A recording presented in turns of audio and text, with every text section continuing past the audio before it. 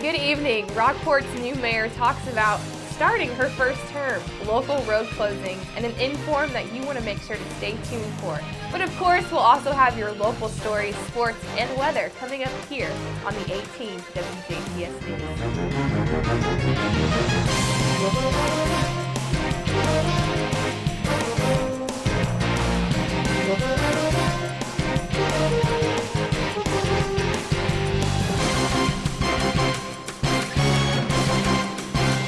Good evening, this is the WJTS News. I'm Charlotte Olson. 4 people were injured in a 2-vehicle accident late Tuesday morning in Jackson Township.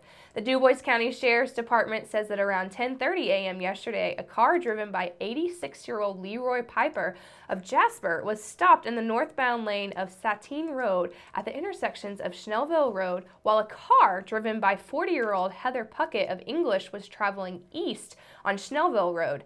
Piper told authorities that he failed to see Puckett's vehicle and proceeded north through the intersection along Santine and into Puckett's path, and the 2 vehicles collided. Deputies say that the impact between the two caused Piper's car to spin around, coming to a final rest facing along the south-northeast corner of the intersection, while Puckett's car came to rest just east of the intersection, partially off the side of the Schnellville Road. Puckett suffered chest pain and a minor injury to her head, and she was taken by ambulance to Memorial Hospital in Jasper for treatment. Piper complained of being lightheaded, and a passenger in his car, 76-year-old Joseph Piper of Jasper, reported of pain to his chest, while a passenger in Puckett's vehicle, 90-year-old Margaret Rue of Ferdinand, also complained of chest pain. Those 3 refused treatment at the scene, but were later taken by personal vehicles to Memorial for treatment. Damage to Piper's car was listed at $5,000, while damage to Puckett's vehicle was listed at $7,500. No charges were filed, and the Dubois County Sheriff's Department was assisted at the scene by Schnellville first responders and the Memorial EMS. For the second time in the last month, a Dubois County man was placed under arrest for inhaling toxic vapors. Around 5:30 Monday evening, deputies with the Dubois County Sheriff's Department were called to the home of 18-year-old Jace McKinney along the 4800 block of the Jasper-Dubois Road by family members who were concerned that McKinney was huffing duster. A deputy went to the residence and spoke to the relatives. The officer also found an empty can of duster. The officer spoke to McKinney, who admitted that he had been huffing and was said to have admitted that he was in need of rehabilitation. McKinney was taken to Memorial Hospital in Jasper for clearance and was then transported to the Dubois County Security Center, where he was booked on a misdemeanor charge of inhaling toxic vapors. The first steps of an equipment tax amendment for St. Anthony, based in Temple Inland's box factory, has cleared its first hurdles.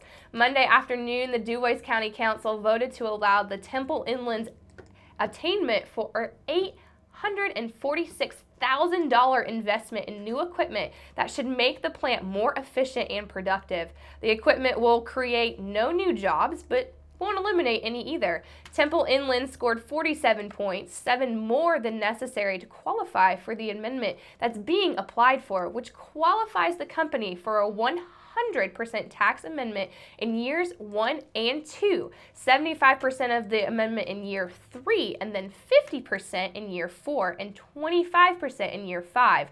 There will be a public hearing at 4:15 p.m. on Monday, January the 25th, in the Dubois County Courthouse Annex. If problems with this arise at the public hearing, the council should table a decision.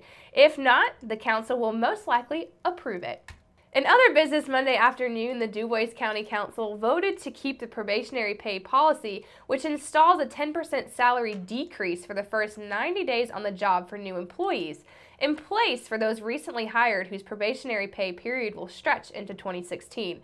Last month, the group voted to end the probationary pay policy beginning next year, and Monday's vote means that only employees who are hired after December 31st of this year will not be placed under probation. Councilman Jerry Hunefeld, Greg Kendall, and Nick Hostetter voted to end the probationary period for all employees immediately. However, remaining council members Chairman Clem, Greg Grulich, Becky Beckman, and Martha Ware voted to end the probationary period at the beginning of next year.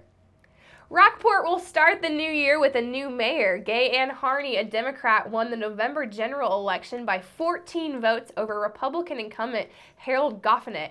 Harney shared her excitement in the new position that she says will be reflected in her development of plans to infrastructure, park restoration, and traditional festival community emphasis, among several other responsibilities. We have a lot of good opportunities to maybe rebuild the city and make it a little bit better than what it is right now. I'm looking forward to doing some infrastructure work and making it more of a bedroom community. So hopefully we'll be able to get some more livable homes and apartments and our dwellings here that people want to move to the city. And we're really going to work on the parks and making it more livable too, making it a fun city to be in and people will want to come to. Harney is the current Spencer County Clerk and will vacate that office at the end of this year. Sarah Arnold has been appointed to fill the open clerk's position, and Harney is confident that Arnold will be successful in the position of county clerk and is looking forward to working with the city council moving into 2016. The clerk actually has to work and has to know the job of every desk. And it's a hard job to learn, and but Sarah's fully capable of doing it, and I know she's going to do a wonderful job, and I look forward to, and I'm just down the street if she needs any help, and she knows that. So, and I also really look forward to working with the City Council. I think we've got great opportunities. Once again, the new positions will take effect on January the 1st. Up next, we'll take a look at your weather summary for the week.